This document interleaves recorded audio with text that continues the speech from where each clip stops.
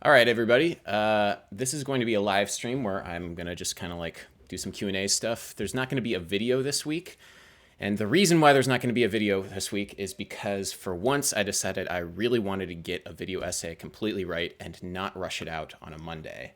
It was kind of a difficult decision for me because I really like keeping steady with the whole thing. But yeah, I mean, this week there's not going to be a real video. This is just going to be a quick Q&A for people just to, hang out real quick while I finish my video essay because it was going to be about 15 minutes long, but I didn't get to all of it, and I really want to get it right. So I'm just going to answer a few questions for everybody, and then we will go. All right. Cheers from Belgium. Hello. G'day from Western Australia. That's my terrible accent. Cut your hair, man. No. Hey Adam, what's your number to go to for bass fills? Please don't say minor pentatonic. It's the minor pentatonic. Eric Whitaker hurt. How many strings is too many? I'm gonna say eight. 8 string basses. It's too many.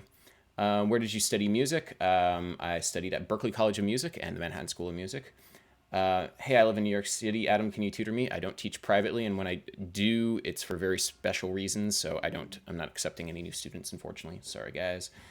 How much did you pay to go to Berklee? A lot.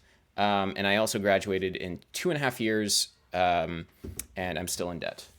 And I paid even more to go to Manhattan School of Music. But because I'm a U.S. citizen, it's easier for me to get federal aid. In other words, be in debt. Okay, there are too many questions, so I'm just going to kind of try and pick some good questions. Do you like bachata? I do like bachata because I hear it outside of my window all the time. I live up in the Bronx. Bachata and merengue are very, very popular here. But it's fun. I think my favorite bachata like thing is whenever anybody plays a bachata version of "When the night na na na na na na na na na na." Stand by Me. I couldn't think of the name, but bachata "Stand by Me" is a great tune. Uh, are you going to write a book eventually? I know Rick Beato has his Beato books, and I think that writing a book would be really fun. But a lot of what I do is a very visual in terms of like visual storytelling. So for the time being, I'm just going to keep making stuff, and maybe I'm going to write a book eventually. Maybe I'm going to do a course, like a video course. Tyler from Music as Win has a bunch of guitar courses. I was thinking of doing something similar to that, but for me and bass and theory stuff. What are your thoughts on Ween? Don't really have any. People are asking about How to Not Suck at Music. It will come back at some point, but I took a very serious hiatus on that because of all the incredibly negative feedback. I got a lot of, and like not even just in the comment section, I got a lot of hate emails about it. And once it gets to that level, I'm like, I'm gonna just chill on this for a second. I'm gonna kind of like redefine exactly what How to Not Suck at Music is because that was very strange and something I really don't want to deal with. So thank you, John H. Music, for the super chat. Is synesthesia better than perfect pitch? Synesthesia is, I've heard from some people, a form of perfect pitch, or at least it goes hand in hand with perfect pitch, especially chromesthesia, not the kind of synesthesia that I have, which is an idiesthesia, which means that I have conceptual pairing of ideas more than senses. It's a very, very like convoluted idea. But yeah, I would say that perfect pitch is more useful than synesthesia because perfect pitch is immediately applicable. Synesthesia is just an augmentation of sensory experience, but not any particularly useful way. Okay, there's so many questions, but I'm just going to try and answer some. What do you think of XXX Tentacion? I really haven't heard anything. I know that I heard the one thing I heard, I forget what it was, but they were like yelling and it hit really hard. And I was like, this is cool. I don't know what this is. Is this what the kids are listening to these days? It's kind of like punk on top of trap. I'm like, yeah, I like that. It's aggressive. But I don't really know anything else beyond that. I forget the name of the song. If I went to NAM, can meet you up with you next January at some point. I might do like a meet and greet or something at NAM. I might also, hopefully, fingers crossed, get actually paid to go over there. Thank you for the super chat. Ying Kai Dang, what do you usually eat for lunch and dinner and why? Recently, Top Ramen. I know it's sad, but I haven't gone grocery shopping for a while. But you have Top Ramen with some frozen vegetables and egg. like just throw an egg in the boiling water and like kind of poach the egg really shittily. It's actually great. It's very cheap too. That's what I've been eating recently. Can you do a video on set theory? I am probably not going to do that because I'm not very familiar with set theory. I'm not really a music theorist, so my opinion on set theory is probably not as well formed as some other people. I definitely didn't study it in school because I studied jazz composition, but Sideways, another YouTuber, has a really good video talking about set theory, and that's a good one. Adam, what gauges should I have on my EADGC bass? When I was stringing my bass EADGC, I think I strung it like I had like a 28 gauge string on the C string, and then just a regular set of regular set of like, I don't know, 4-string strings. Why do violins sound so nice? Because they are very harmonically rich. There are a lot of harmonics in the tone of a violin, so they sound quite nice. They sound like the human voice, which the human voice has a lot of harmonics. And it's also in the same sort of register, that 2K to 3K register. There's a lot of rich harmonics there that a violin has that really match, like if you look at, I think, the Fletcher-Munson curve, where, you know, we have a lot of sensitivity. So there's a lot of harmonics in that. Are you, oh man, okay, so I'm going to just get to these super chats. Robert Donato, are you and 12-Tone going to throw down over negative time signatures? No, 12-Tone just created a negative time signature video in response to mine. Came up with another hypothetical idea about negative time signatures. Negative time signatures don't exist, and my ideas for negative time signatures were purely hypothetical. I was just trying to figure out what it would be. And my idea was that, hey, you would try and reverse the strong and weak beats in a particular measure. Maybe that's negative time signatures. I don't know. I'm not going to use it that way. So yeah, we're going to throw down in as much as that a feud between two YouTube channels gets clicks, but this is probably the most benign feud ever. So yeah. Jiwoo, thank you for the super chat. Hey, Dr. Jazz. No, I not yet. Big fan. Any tips on beginner transcriber? Where do I start? Probably Miles Davis's solo on Kind of Blue. Anything off of Kind of Blue is great. Miles Davis's solos especially are great for beginning transcribers because he plays very melodically, very simply in terms of note choice, but also it's a great way of starting to listen to the micro grooves. I think I learned this term from David Bruce Composer, very great YouTube channel. If you have never checked out his YouTube channel, David Bruce Composer makes video essays kind of similar to mine, except he approaches it more from a classical standpoint. And I learned this term microgroove from him, and it's a great way of describing the subtle distinctions in time. So Miles Davis, anything off of Kind of Blue. Jacob Levents, thank you so much for the super chat. Do you like free improvisation like Peter Bronsman or Peter Kowald, etc.? Yes, I do. I don't spend a lot of time listening to it, although earlier on in my YouTube channel, if you go back, there is a free improvisation lesson where I sort of do my take on free improvisation on bass guitar. If you want to see me 6 or 7 years ago attempt to do it, I wasn't very good at it. Andres Guzman Ballon, thank you for the super chat. What is better, playing one scale 5 times perfectly or playing 5 scales once perfectly? Former perfects one scale, latter gives more broad scope. Why not 5 scales 5 times perfectly? Just practice more. Yeah, I wouldn't be thinking along those lines. I wouldn't be thinking along the lines of, I need to master one thing before I master everything else. And I wouldn't think along the lines of, I need to do as much as I possibly can. I would just try and be mindful with your practicing, because everything feeds into itself. When you practice one scale, it will improve other scales. It will improve your approach to other scales. Gianluca Marquez, thank you for the super chat. Hi, I'm a bassist. I'm trying to learn to play guitar, mainly for post-rock music. Any tips? I'm a fingerstyle player. I have to learn how to use picking. Mainly for post-rock. Any tips? For picking, I would just focus on getting an even upstroke and an even downstroke. Practice with a metronome and record the down, up, down, up. This is whenever I've practiced guitar and had to learn how to use a pick. Practicing down, up, making sure that every attack and every upstroke is the same, both volume-wise and tone-wise, can be very difficult, but that's a good way of getting in the habit of actually practicing with a pick. Yeah, so that would be my I guess advice right there. I know a lot of rock is a lot of downstroke stuff, but for me, whenever I've approached guitar playing, I've tried to approach it with the idea of getting a very even pick tone, the same way that I've tried to get a very even finger tone. Yeah, so I'm not a guitar player though, so I can't give you any professional guitar player advice. I'm sorry about that. Katana, thank you for the super chat. Keeps you in ramen.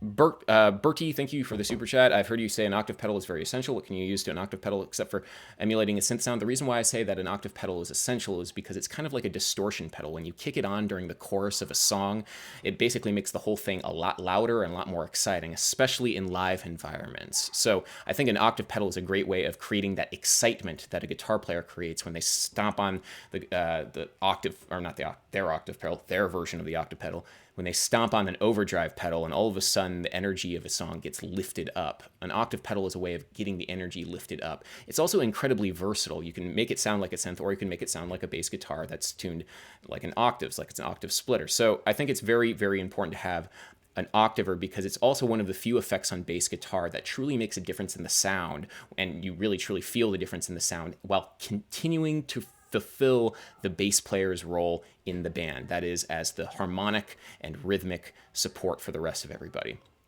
So that's why I say an octave is essential. John H. Oh my God, there's so many super chats. Thank you, by the way. And unfortunately, I can't do that much of this this Q&A because, like I was saying earlier, there's not going to be a full video this week. I have to keep plugging away at the video essay that I was working on because it's going to be a big one. And yeah, anyway. I just want to get to the super chats. Oh my God, how do you get your nylon string to sound bright? Turn up the treble, I guess. I have a fairly bright pickup in there, and whenever you have piezo pickups, you get bright sounds. Ozzy P, I went to apply a Madden School of Music for the Masters from London. Best advice.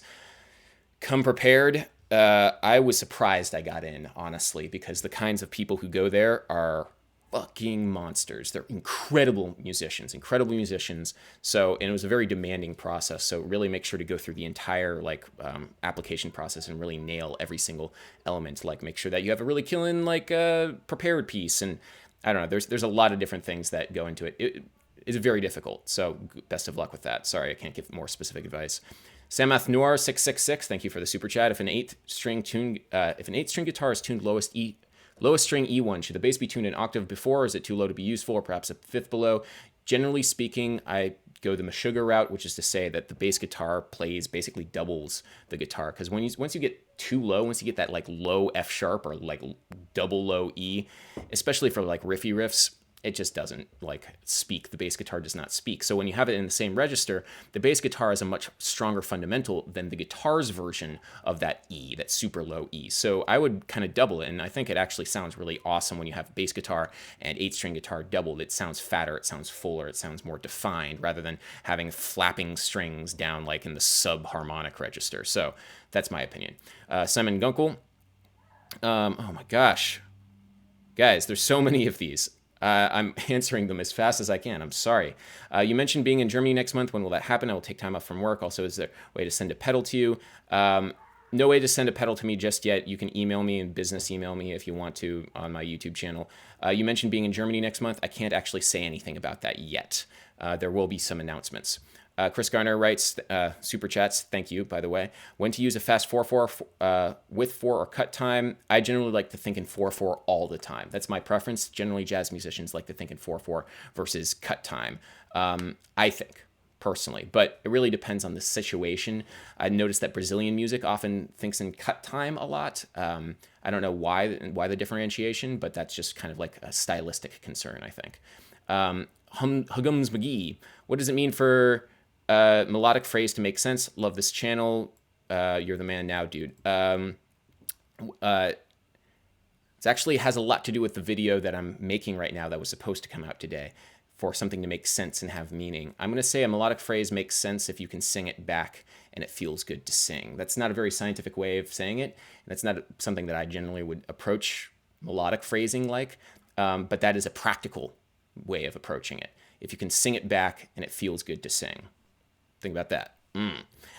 Gianluca Marquez, also, do you know the book course that explains harmony theory, what chord progressions work this way, how to create melodies, counterparts, etc.? There's tons of books like that. Koskin Payne's Tonal Harmony is the textbook that everybody buys when they're studying formal theory. It's good. It's very dry, but it goes through a very technical approach to tonal theory. Koskin Payne's Harmony. I think it's called Tonal Harmony. Otherwise, the book that I recommend for everybody is 20th Century Harmony by Vincent Persichetti. It's fairly advanced, but it is incredible and it's incredibly inspiring. I love it. When do you find time to have sex? I don't know. Who knows? Approximately how long did it take you to get to 100,000 subs, 200,000, 400,000? What was the secret to your success? Thanks, Rico. My secret was that I've been making YouTube videos since the beginning of YouTube. 2006 was when I first uploaded my first YouTube video, February of 2006. And I've been making videos at the rate of at least once per month since then, 11 years. I really got in the habit of doing it once a week.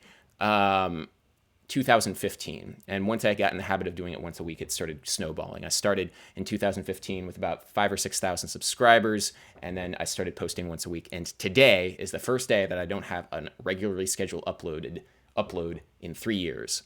So I'm doing this just kind of as like interaction, hanging out. Yay, guys, woohoo. So I apologize for not the full video. I'm a violin player that has picked up bass and piano. I have no idea where to start learning bass clef. Any tips? Good boys do fine always. Those are all of the, good boys do fine always. Those are the lines. And all cows eat grass. Those are the spaces. That's really all you need to know. Once you know what it is, like where each note is, it's just a matter of doing it a lot. Just imagine like you're learning how to read for the first time, like read text. Like, you just know what the like letters are, but it takes a very long time to turn the letters into actual sentences and actually read fluidly. Since most of us are not illiterate as adults, we don't really have memories of learning how to read, so it's difficult to really draw that analogy, but it's a perfect analogy for reading music. It's not that hard, it just requires you to do it a lot so it's fluid. Tojay, Tojay, do you like Radiohead? I do like Radiohead. I do also like all those videos about Radiohead's videotape that went around that made the song way more complicated than it needed to be. But another shout out to David Bruce, composer. Really dig his channel. He did a much better video on that Radiohead videotape thing than Vox ever did. Check it out, definitely. V Lesson, yes, Closer to the Edge very much inspired me. Can you name an album which had a great bass sound? I don't know what Closer to the Edge is. But great bass sound. I'm going to say all of Rage Against the Machine's albums have incredible bass tones. That is yes. That is yes. In terms of rock bass tones, wow. Roger Donato, thank you again for the super chat. Is Echo in there in room with the electromagnetic catastrophe? Seriously, eyes blind now. Sorry, this is not the greatest webcam. I am investing in a much better live streaming setup at some point. Ian Fleming, do you find Jacob Collier to be a bit up himself? Yes, because he has basically the entire world like saying he's a god. It would be very difficult for me to be like humble in the face of that. But I also think that the music, I don't think he carries himself that way. I think he's very, very passionate about exactly what he's doing, and he's incredibly talented. And also I get the sense that he's a very warm human being. But when everybody, including Herbie Hancock, is telling you that you are the incarnate of jazz Jesus, it's difficult, I would say, to stay completely humble.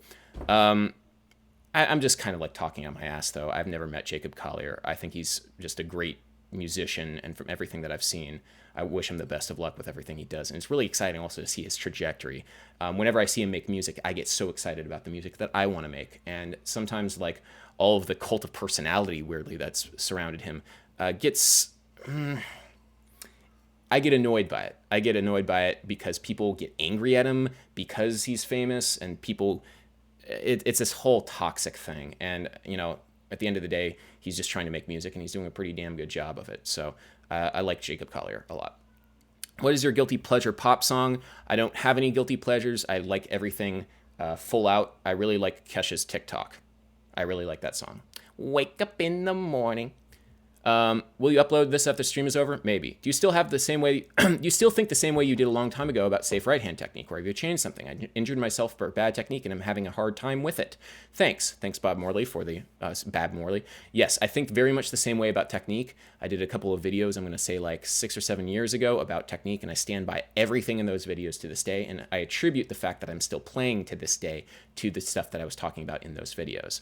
Sir Duke's F minor is a leading tone fifth. How isn't that a tritune substitute? Because because tritone substitutes are entirely dominant seventh chords. That's the entire reason why you have tritone substitutes, and that's the theory behind tritone substitutes, is that the third and the seventh of a dominant seventh chord is the same in a dominant seventh chord a tritone away. That doesn't make sense when it's an F minor 7, like F minor 7 is on Sir Duke. I would like to see more extreme jazz. I love that video. That will definitely be coming in an even more extreme way. That video turned off a lot of people, though, to my channel because it was so theory, but it brought in a bunch of new people, so it's a balancing act. Okay, last question, guys. I'm sorry, I have to actually leave. There's 1,100 people watching me like quickly get through these super chats.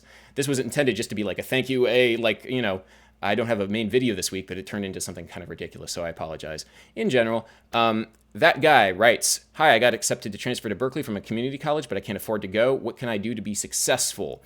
If you really want to, and I've known some people to do this, there's actually a violinist that I know that did this. She basically moved to Boston and kind of insinuated herself within the Berklee crowd. She met a lot of Berklee people. She started playing on Berklee people's recitals. She never actually went to Berklee. If you really want to get to Berklee, there are ways of going and like actually living in Boston and like meeting people there in Boston to say like, hey, I'm around. I'm a violin player. Can I play with you or whatever? There are ways of doing that. Whatever you do, my big advice is find a community of people, find a community of like-minded, hungry individuals that really want to learn and make that your tribe. And I think that's the main value in Berklee, is the fact that there are so many like-minded individuals who really, really, really want to make music together. It's not necessarily the curriculum, which is excellent. It's definitely not the amount of money that you have to pay to go there. And it's not necessarily the professors, who are also very excellent. It's the community of people that will push you and help inspire you and be your safety net. So it's okay if you don't go to Berklee. I certainly have met many, many people who didn't go to music school and who are successful in life and in music. So that's my advice. So thank you, everybody, for watching. This has been a quick live stream. And yeah, all right. Until next week, I promise it's going to be mind-blowing. I swear. All right. Thanks, everybody, for watching. And until next time, peace.